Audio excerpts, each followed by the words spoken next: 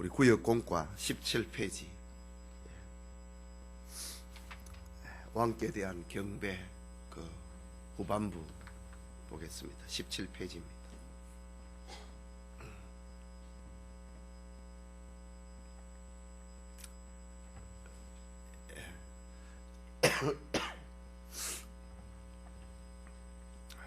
예수님이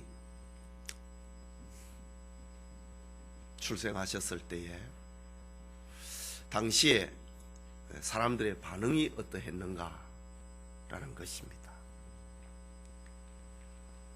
예수님의 출생 소식 앞에 여러 계층, 여러 종류의 사람들이 각기 다른 반응을 보입니다. 그러나 넓은 의미에서 보면은 수많은 사람들의 반응 가운데서도 그 구분을 해보면은 하나님을 아기 예수님의 출생 앞에 감사하고 찬양하고 경배하는 사람이 있는가 하면은 불신함과 악으로 가득 찬 그런 사람의 무리로 나누어지게 됩니다. 먼저 동방 박사와 예수님의 부모와 그리고 목자들의 반응입니다. 동방 박사들입니다. 동방 박사들은 동방이라고 그랬습니다. 팔레스틴 지역에서 동방이라고 할 때는 저 멀리 페르시아, 좀 더 구체적으로 얘기하면은 오늘날의 아르메니아 지역이 아니겠는가라고 합니다. 지난 시간에도 말씀을 드렸듯이 이 아르메니아라고 하는 곳에는 동방 박사의 후손이라고 자처를 하면서 신자들이 지금도 있습니다. 그래서 그들의 후예들을 가리켜서 아르메니아 정교회라는 후손들이 있습니다. 그렇다면 저들은 아기 예수의 출생 앞에서 먼 길을 온 사람입니다. 저들은 많은 시간을 주님의 출생을 경배하기 위해서, 축하하기 위해서 온 사람들입니다. 육신의 피곤을 무릅쓰고 온 사람들입니다. 저들은 황금과 유향과 몰약이라고 하는 값비싼 예물을 준비를 하고 예수님의 출생을 축하하기 위해서 온 사람들입니다. 저들은 사람을 기쁘게 하기보다는 하나님을 기쁘시게 하기 위해서, 왕으로 나신 이를 축하하기 위해서, 기뻐하기 위해서 찾아온 사람들입니다. 그야말로 하나님으로부터 은혜를 받은 사람이다 라고 해야 할 것입니다. 둘째는 예수님의 육신의 부모인 마리아와 요셉이 있습니다. 저들은 그야말로 천사의 고지를, 수태고지를 받았습니다. 마리아에게 그리고 요셉에게 성령으로 아기 예수가 탄생할 것이라는 그 고지를 받았습니다. 그리고 저들은 요셉은 마리아를 데려와서 아기 예수가 출생하기까지 동침치 아니했더라 라고 했습니다. 하나님을 사랑하는 그런 마음, 아기 예수의 그 탄생을 기다리는 마음으로 마리아를 데려왔는데, 결혼이지요. 마리아를 데려왔는데 아기가 출생하기까지 동침치 않았다 라고 합니다. 그리고 저들은 천사의 지시를 받아서 아기가 출생을 하였을 때에 그 천사의 지시를 받아서 애굽으로 피난 생활을 했습니다. 또 천사의 지시를 받아서 저들은 애굽에서 떠나서 다시 팔레스틴으로 왔습니다. 그리고 저들은 나사렛에서 살았다 라고 했습니다. 이렇게 예수님의 탄생 소식 앞에, 예수님의 출생 앞에 육신의 부모 요셉과 마리아는 이렇게 경건하였고, 이렇게 아기 예수를 생명을 보존하기 위해서 그렇게 긴 순례길을 행했던 요셉과 마리아의 모습을 봅니다. 또 한 부류의 사람들은 들판의 목자입니다. 베들레헴 베들레헴에서 예수님이 출생을 했습니다. 베들레헴은 도시지요. 양을 키우는 동네가 아닙니다. 양은 들판으로 나가야, 먼 지역으로 나가야 양떼와 소떼를 키웁니다. 목자들은 천사의 지시를 받았던 사람입니다. 아기 예수가 출생을 했다. 왕이신 예수님이 출생을 했다. 메시아가, 구약의 이야기를 하고 있던 메시아가 출생을 했다라는 소식을 천사들이 들었습니다. 그리고 저들은 모든 일들을 제쳐놓고 베들레헴에 가서 아기 예수의 출생 앞에 저들은 경배를 했다. 천한 사람들이지요. 낮은 사람들이지요. 저 동방에서 온 사람들은 이방인들입니다. 외국인입니다.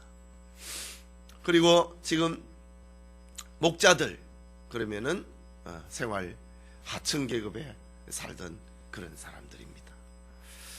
그리고 아기 예수를 찾아보고 그 부모에게, 요셉과 마리아에게 이야기를 하기를 우리는 천사의 지시를 받아서 이렇게 왔노라고 알려줍니다.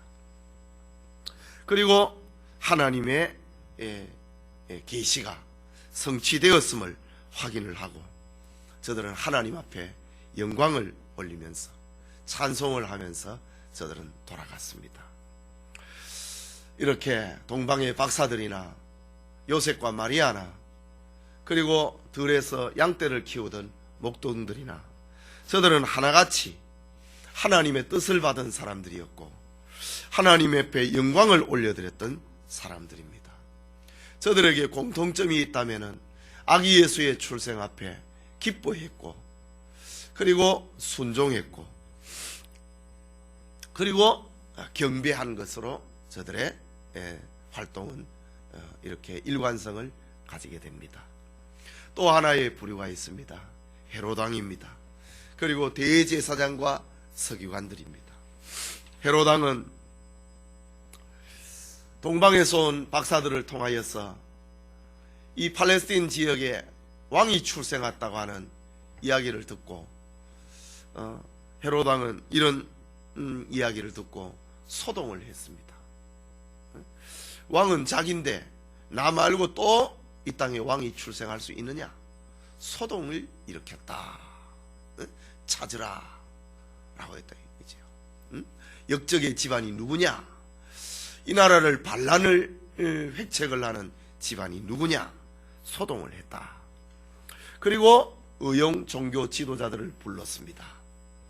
구약 성경에 예언을 해놓았다고 하는데 동방의 박사들이 예언을 따라서 이렇게 왔다고 했는데 종교 지도자들을 불러서 구약 성경에 예언해 놓았던 그것이 누구인지 알아봐라, 찾아내라 라고 의용 종교 지도자들로 하여금 메시아의 출생을 찾아내라고 했습니다. 그것뿐만 아니고 헤롯 왕은 자기 말고 다른 왕이 출생한, 자기 집안 말고 다른 왕이 출생한 그 아기를 죽이기 위해서 음모하고 또 죽이기를 유도를 했습니다. 그뿐만 아니라 아이 하나만 죽이는 것으로 마땅치 아니해서 그 지역에 있는 2살 아래에 있는 모든 영아들을 살해를 하는 정말 천인공노할 그런 죄를 헤롯 왕이 지었습니다. 그뿐만 아니라 대제사장과 서기관들이 있습니다. 저들도 역시 탄생의 소식을 들었습니다. 동방의 박사들을 통하여서 왕이 나셨다고 하는 이야기를 듣습니다. 헤롯 왕으로부터 호출을 당하여서 성경을 연구해서 아기가 출생한 장소가 어디고 그 때가 어디인지 알아내라고 그렇게 지시를 받았던 사람들입니다. 그리고 헤롯 왕에게 어느 지역에, 베들레헴 지역에 출생을 했다고 한다고 하는 이런 이야기를 듣고도 저들은 아기 예수께 경배하기보다는 오히려 불신앙의 자리에 서게 된 것입니다. 저들은 지식은 가지고 있었지만은 그 내용을 믿지 아니했던 메시아의 사람들이었다. 어두운 사람들이었다 라고 합니다. 이렇게 아기 예수의 출생 앞에 사람들의 모습은 둘로 나누어졌습니다. 1세기 후반을 살았던 유대가 로마에 의해서 멸망하는 전 과정을 지켜보았던 유대의 역사가 요세푸스의 기록에 따르면 헤로당은 얼마 후에 이 아기 2살 이후에 아래에 모든 아이를 죽였던 헤로당은 2일 후에 얼마 후에 더러운 병이 걸려서 내장이 썩어서 죽었다라고 기록을 합니다. 또 33년 후에는 그의 아들 헤롯 안티파스가 있었는데 그는 세례 요한을 못 베어 죽였던 왕입니다. 그리고 그의 손자 헤롯 아그리파 1세는 또 얼마간의 시간이 지나고 난 다음에 사도 야고보를 죽였던 사람입니다. 그리고 난 다음에 그는 영광을 하나님 앞에 돌리지 아니하고 자기가 영광을 가로채다가 벌레에 물려서 그는 죽임을 당하고 말았습니다. 그의 증손자인 아그리파 2세는 사도 바울을 잡아다가 신문을 하고 바울에게 죄가 없는 것을 알면서도 로마의 법정에 보내는 이런 악의 편에 섰던 헤롯 왕가의 후손들입니다.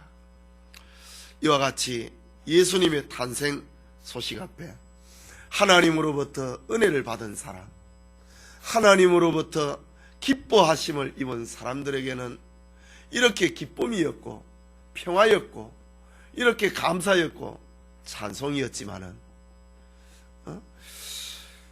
그렇지 못한 자들에게는 예수님의 탄생은 오히려 저들에게 저주가 되었다. 오히려 저들에게 저주의 빙거가 되었다라는 것입니다. 사도 바울이 고린도전서 1장에 기록을 하기를 십자가의 도가 우리에게는 구원의 빙거이지만은 멸망하는 자들에게는 그 어리석은 그런 증거가 될 수밖에 없다. 저주의 상징이 될 수밖에 없다 라고 바울이 이야기를 한 것처럼 예수님의 출생 사실 앞에서도 이렇게 둘로 나누어지게 된 것입니다. 그렇다면 오늘 우리가 이 시간에 나와서 하나님 앞에 예배를 드린다. 우리의 입에서 찬송이 나오고 기도가 나온다. 예수님의 탄의를 기억을 하고 우리가 감사하고 찬양하고 예물을 드리는 사람이 되었다. 이거는 얼마나 큰 축복인가 이거지. 세상에 얼마나 많은 사람들이 예수님하고는 아무 관계없이 사람들이 살고 있습니까? 그럼에도 불구하고 우리는 예수님 없이는 못 사는 그런 신자들이 되었다. 이것이 바로 우리가 오늘 그 예수님 출생 당시에 기뻐하심을 입은 하나님께는 영광이요 기뻐하심을 입은 사람들 중에는 평화라고 한 것처럼 오늘 우리에게 예수님은 이렇게 우리의 마음속에 기쁨이 되고 평화가 되고 구원이 되는 것입니다. 이것이 바로 우리가 은혜를 받은 사람이다 라는 증거인 것입니다. 예수님의 출생과 예수님의 이 사건 앞에서 우리가 예배자가 되고 이 소식을 전하는 자가 되고 그 말씀대로 사는 자가 되었다. 이것은 한없는 축복의 내용이다 라는 사실을 우리는 기억을 해야 하는 것입니다. 자, 우리 문제 4번부터 해당이 되겠네요. 예수 탄생에 대한 반응으로 맞는 것은 O, 틀린 것은 X 하십시오. 동방 박사는 어려운 길을 와서 경배하고 하나님을 기쁘시게 했다. O지요? 맞지요? 마리아와 요셉은 신종으로 하나님의 뜻을 이루어 드렸다. 신앙과 복종으로 하나님의 뜻을 이루어 드렸다. 맞지요?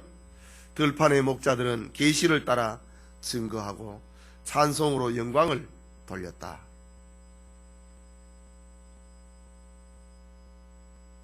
대답을 해보세요. 네 번째, 헤롯 왕은 탄생 소식에 크게 기뻐하고 기뻐했다. 예. 이거는 뭐 민승이 보고 읽어주고 하라 그래도 하겠네. 예. 제사장과 서기관은 성경을 알았지만은 경배하지는 못했다. 그렇죠? 지식적으로는 했지만은 받아들이지 않았지요. 그 다음에 다섯 번째, 서기관과 제사장들은 왜 예수께 경배하지 못했는가? 헤롯 대왕이 못하게 했어. 일이 너무 바빴어. 지식은 있지만 신앙이 없었어. 경배하는 법을 몰랐어. 3번, 예수 성탄과 경배자에 대해 맞는 것은 O, 틀린 것은 X 하시오. 오직 은총을 입은 자들만이 예배할 수가 있다. 맞습니까? 예. 저들은 성경과 성령의 역사를 따라 예수께 인도되었다. 맞고, 저들은 최고의 가치와 최상의 충성을 들여 예배했다. 그것도 맞고, 다 맞네요. 예. 우리 공과 두 번째 질문, 우리가 예수로 말미암아 누리는 기쁨은 무엇이고 돌려드려야 할 영광은 무엇이라고 생각하는가? 누리는 기쁨은 평안이다. 기쁨이다. 돌려드려야 할 영광은 무엇인가? 감사다. 전도다. 라고 할 수 있겠지요. 기도합시다.